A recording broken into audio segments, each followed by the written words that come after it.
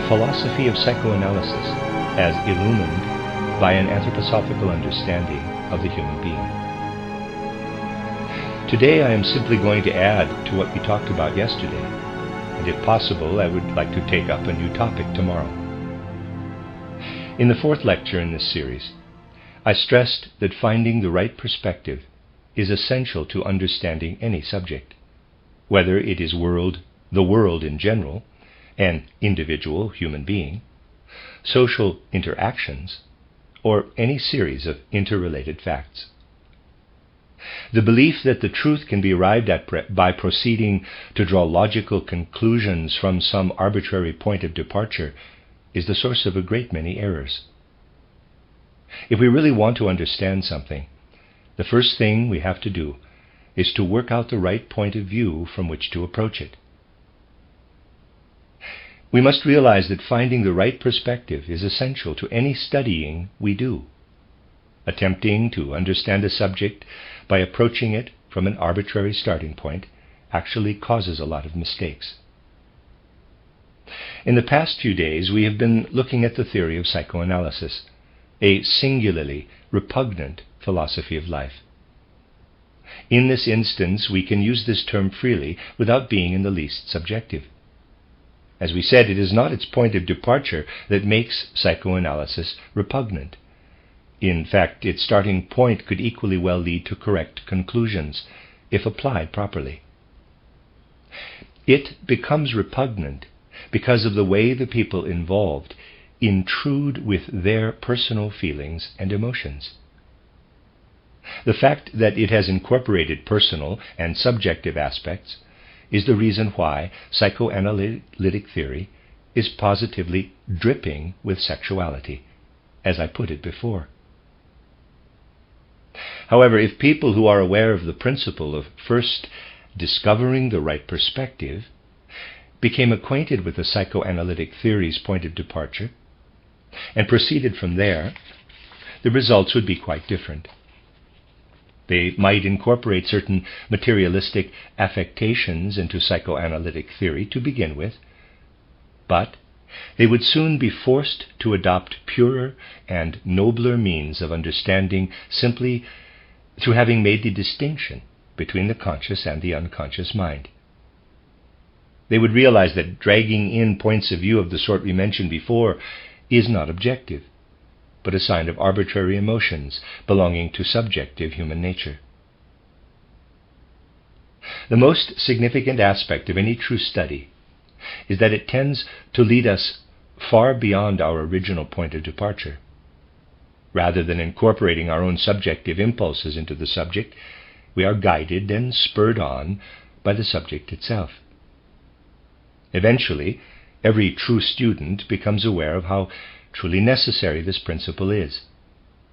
It is indispensable in making any spiritual scientific worldview into a reality, and equally indispensable to the structure of a society in which such a worldview is to be fostered. We must finally realize that we have to take anthroposophy seriously and give it the respect it deserves. That is, we must not incorporate previous subjective habits into things belonging to our spiritual scientific philosophy, but must rather let ourselves be guided by what that philosophy requires. For example, in everyday life, someone may be in the habit of always arriving late instead of at the specified time. In ordinary bourgeois life, that habit may be merely unpleasant, or less than advantageous for that person's advancement. But in our anthroposophical movement, the whole way we deal with spiritual scientific truths ought to make that kind of behavior an inner impossibility, except in cases of dire necessity. In the past 2 days, we have talked a lot about dignity, not only the essential dignity of spiritual science itself, but also the dignity of our own interactions within the society. We saw how important it is for us to spend time together as members among ourselves with no one else present. Of course, making sure we arrive on time is a superficial thing. but in the past few days people have still been coming late, even though the lecture started at 6:20.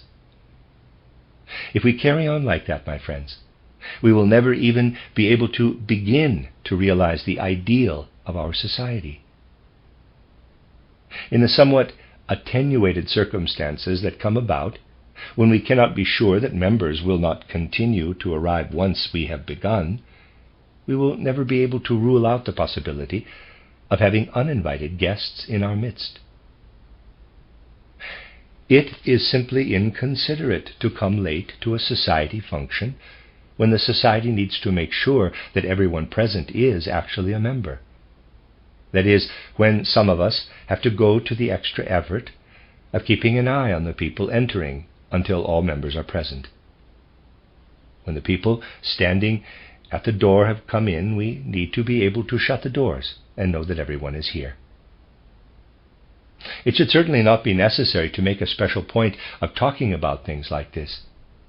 But in spiritual science, we have to be guided by the concept of symptomatology, which simply means that any being tends to act the same way in important instances as it does in less significant ones.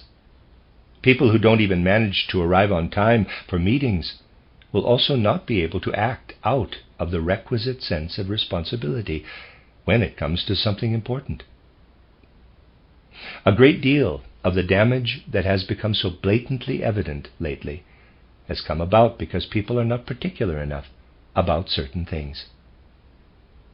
It is really important for us to conduct the practical affairs of anthroposophy with the conscientious exactitude I just mentioned. We have seen an example of how we as members of our spiritual scientific society interact on an ordinary everyday basis. This example, although very mundane, is nonetheless indicative of what spiritual science requires of us. In our efforts to find the right perspective on what we have spoken about aphoristically so many times in the past few days, the main thing we have to keep in mind is that the structure and organization of the world as a whole consists of expressions and revelations of real spiritual entities. They are present behind the revealed world, which conceals them from our perception. As you know from many previous lectures, these things are constantly in movement, constantly inwardly active. At the moment, I am not talking about any particular movement, but about their inner activity as a whole. We have to imagine a certain degree of complexity in this movement if we want to understand how the beings that stand behind certain phenomena relate to the phenomena themselves. The following example will be familiar to you from the previous anthroposophical lectures. We know that our physical evolution began during the ancient Saturn period, and that it continued during the Sun period, when etheric development set in, and so on. But what does our physical development on ancient Saturn mean in relation to the structure of the cosmos as a whole? It would be totally inaccurate to take our physical nature, as it is now, and assume that if we imagine it in a much more primitive and simplified form, that's what the physical human being would have looked like during the Saturn stage. Nothing could be further from the truth. Perhaps it will help you understand this if I tell you that there is absolutely nothing in the present-day physical world, nothing on the physical plane as it exists now, that bears the slightest resemblance to human physical existence during the Saturn stage of evolution. In none of the forms and facts of the physical world, as we know it now, is there any trace of what human physical development was like during that evolutionary period. So if we want to understand this ancient form of our physical existence, we must make the effort to do so with a soul and spirit freed from the physical and etheric bodies. I will call the world in which we understand the makeup of our earliest potential for physical existence during the Saturn stage, bracket, Steiner writes on the chalkboard, close bracket, world of the perception of physical human nature on Saturn. For the time being, let me just say that we must leave the physical body and undergo a higher form of development in order to achieve an understanding of structures corresponding to physical human nature during the Saturn stage. Next, let us consider human physical existence during the Sun period, which represents a progression of physical evolution from the Saturn stage. It is impossible to understand our physical Sun nature with our present-day physical organs of perception. Once again, we must ascend into the spiritual world, but not as high as the level required for comprehending human physical nature during the Saturn period. In other words, we are able to investigate our physical Sun nature at a somewhat lower level. We can call this, and he writes on the board, world of the perception of physical human nature on Sun. For investigating physical human nature as it evolved during the Moon period, a still less elevated level of perception is required. As soon as we become capable of body-free perception, we are able to comprehend everything that corresponds to our physical Moon nature. Let us call this third stage in the relationship of the human being to objective fact, he writes on the board, world of the perception of physical human nature on Moon. Continuing in the same vein, we come to our physical nature during the Earth stage of evolution. In order to understand this, we do not even need to leave the physical body. We can grasp it with our physical organs of perception. This level of cognition is the natural one for human beings during life on Earth, and we call it, he writes on the board, world of the perception of physical human nature on Earth. So, my friends, we have looked at 4 different levels of the worlds of perception. Levels that can also be called, he writes on the board, physical plane, soul world or astral plane, spirit world or devachan plane, and higher spirit world or higher devachan plane. If you follow what I have been describing, you will know that we have to place the physical human being of the Saturn stage here, the physical Sun human here, he's referring to a diagram, the Moon human here, and the earthly physical human being here, he draws circles. This in no way contradicts our usual concepts, but is indicated quite clearly in my book, Title and Outline of Esoteric Science, where I described at length how what we recognize as human physical nature at the Moon stage is not to be observed on the physical plane, but at a higher level, and so forth. It's all explained there very clearly. Today we know that human beings have descended during the course of their physical evolution. He draws a line connecting the circles. The human being, to the extent that we are speaking of our present-day physical nature, is a descending spiritual being. This is one of the basic ancient principles of any spiritual science. Thus, when considering our physical body, we must realize that everything we can see of it at this Earth stage in evolution is that aspect of ourselves that has descended the furthest. However, there is also something concealed in the physical body. It conceals something that is actually moon-like in nature, something more hidden that is sun-like in nature, and something still more deeply hidden that is Saturn-like in nature. Thus, within the revealed physical body, inner character and inner essentiality are concealed. In a sense, we can actually perceive only a quarter of our physical body. The other 3/4 is concealed behind the perceptible body, and is nobler and more spiritual in nature than the aspect visible on the physical plane. Looking at any part of our physical body as it exists now on the physical plane, we have to realize that all our physical organs are in constant inner movement. They are constantly descending and evolving from the spiritual toward the physical. We must understand that as far that as they are growing and developing into their proper form on the physical plane, all our organs are involved in a descending course of evolution. They are in the process of evolving downward from a more spiritual form of existence to a more material one.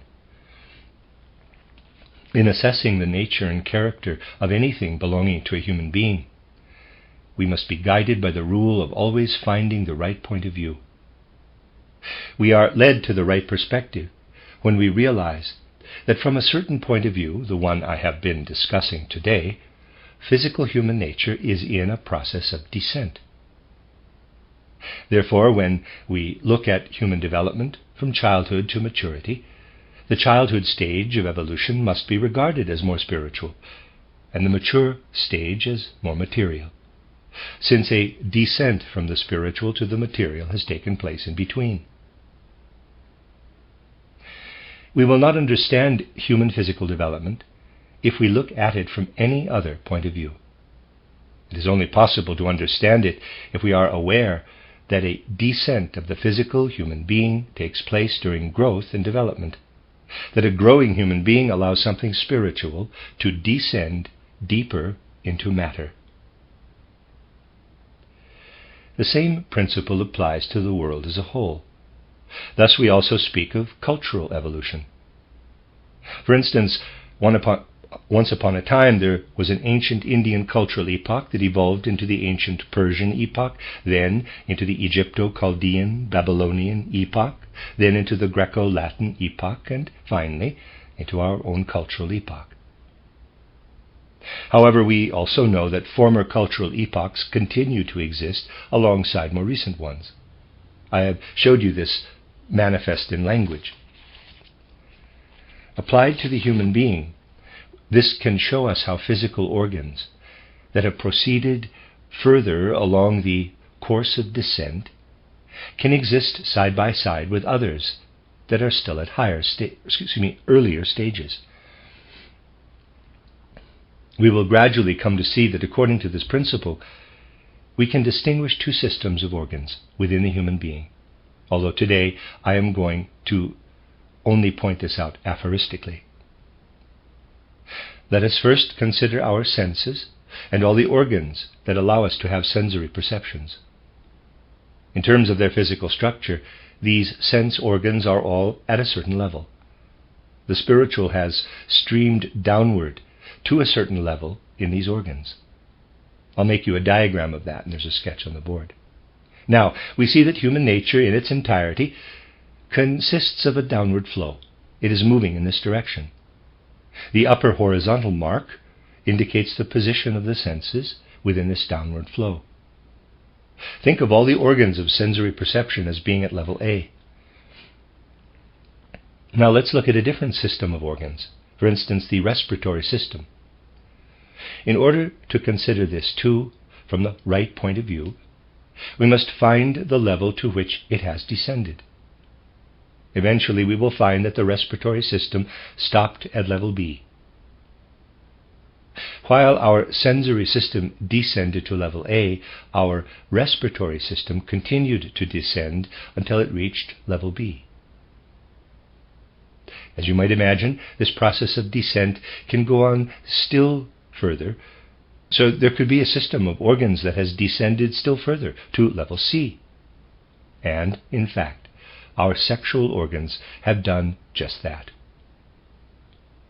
Eventually, our physical evolution reached its lowest point and a gradual reascent began.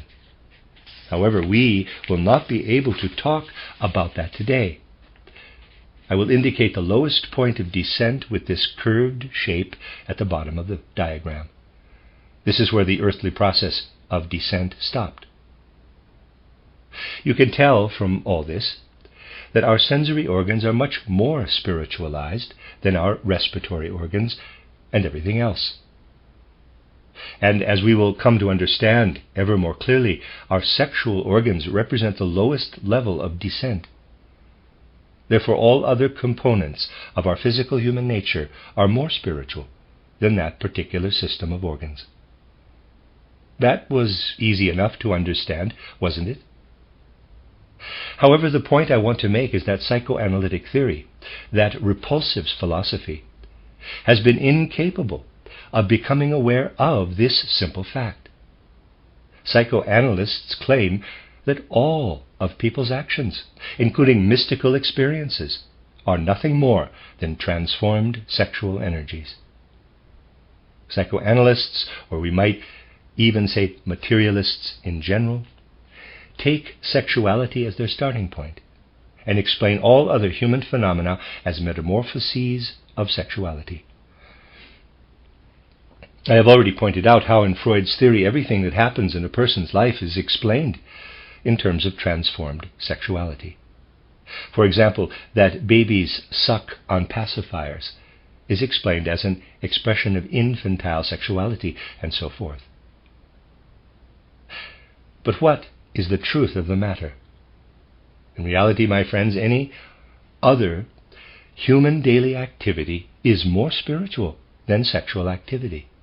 And to arrive at the right perspective on this subject, we have to look at things the other way around. Any attempt to explain what people do by dragging in sexuality and eroticism is completely wrong. The right way of looking at things is to explain sexuality as the transformation of higher human activities into their lowest earthly form. Since I have been forced to mention the insufferable claims of the psychoanalysts because they are an unavoidable phenomenon of our times, let us take a look at one of the worst of them, namely their contention that the loving childhood relationship of a boy to his mother or a girl to her father is actually a sexual relationship. Psychoanalysts claim that a girl's feelings for her father and a boy's for his mother are sexual feelings, and that boys always view their father as a rival and are unconsciously jealous of him. Girls, so they say, are similarly jealous of their mother. This is one of the most terrible of the distortions psychoanalysts have perpetrated. In their writings, as you know, they have even used this assumption as the basis for explaining certain literary works, such as the story of Oedipus. In looking for the right perspective on this subject, we need to ask how adult sexuality develops. As we have seen, it comes about through something spiritual sinking down into matter.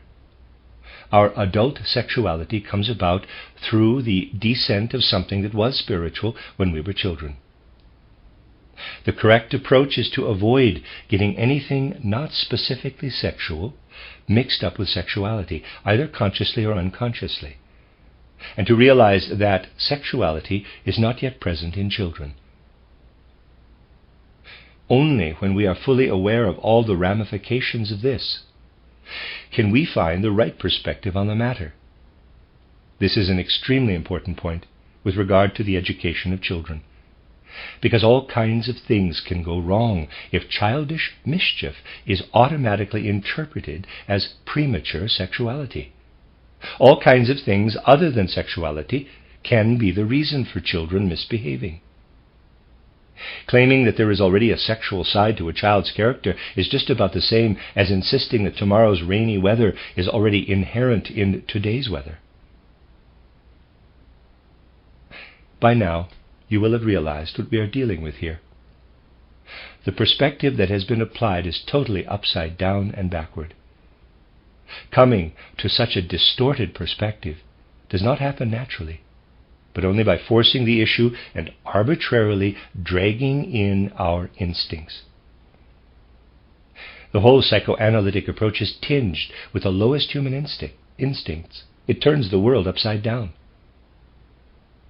Such an interpretation of the mother-daughter or father-son relationship can only come about if the researcher's subjective instincts get mixed up with the objective course of the investigation.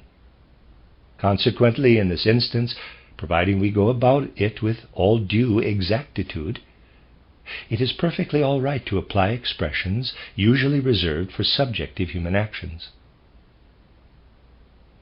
While it would be foolish to apply subjective expressions to a legitimate and objective science, it is possible to do so in this case without relinquishing the objectivity of our point of view.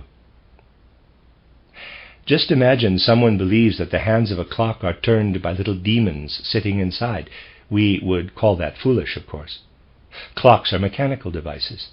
There are no little devils inside.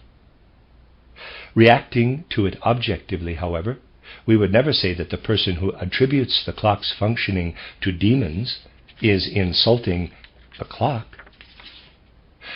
But when psychoanalysts attribute this sort of sexuality to children, instinctual subjectivity invades their theory. Then it is justified to use subjective expressions and say that the psychoanalytic theory insults human nature. We must make an effort to be truthful and call a spade a spade. In our materialistic world, a number of people have made it their task to cultivate a theory that demeans not only individuals but human nature in general, to the extent that their whole scientific theory is nothing more than a compilation of insults. When a sufficient number of people realize that this is happening, we will start to see psychoanalytic theory for exactly what it is worth. Then we will not be merely peddling with words anymore, but will be able to say things as they are. That is how we can come to clarity on this issue. Only after we have completely understood everything we have discussed today can our understanding be allowed to lead to name-calling. When we call psychoanalysis a vulgar theory, that obviously really is name-calling. However, our insight into the objective fact of the matter is what compels us to call it by this name. After all, it would not be right for the criticism to come from the same kind of subjective instincts as the theory itself. The unique thing about spiritual science, however, is that an apparently abstract theory is transformed into justified feelings and reactions. Those who have gone through a real struggle to understand what psychoanalysis actually is can freely call it a vulgar theory without losing their objectivity. It is as objective to call psychoanalysis a vulgar theory as it is to say that canvas is white and charcoal black. It is objective terminology, derived from true insight into human nature in its totality. The purpose of our spiritual scientific philosophy is to deepen our concepts, and not only our concepts, but our whole character, my friends.